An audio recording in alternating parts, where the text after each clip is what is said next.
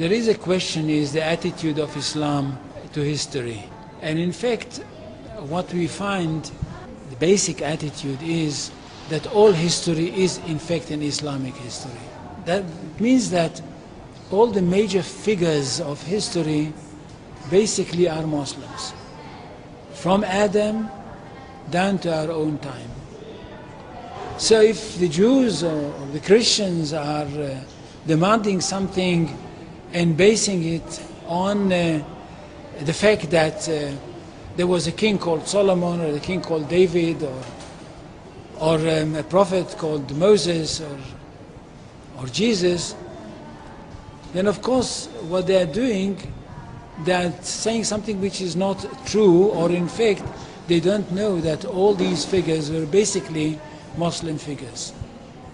They were, in fact, since the creation of the world there is only one religion, and this is the religion of Islam.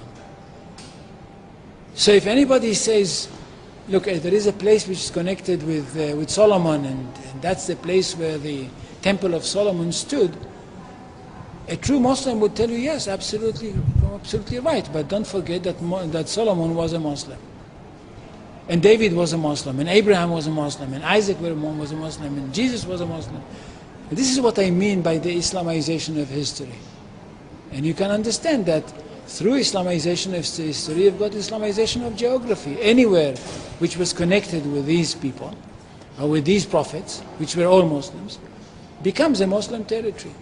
And therefore, when Islam was not in that area before Muhammad came to it, but it should have been there. In that area, I mean in the Middle East or other parts outside the Middle East, which are now Muslim parts. Any place like this had to be freed, not to be conquered, had to be liberated. So Islam appeared in history in the time of Muhammad, or reappeared in history from their point of view, reappeared in history as a liberator. And therefore there is no Islamic occupation.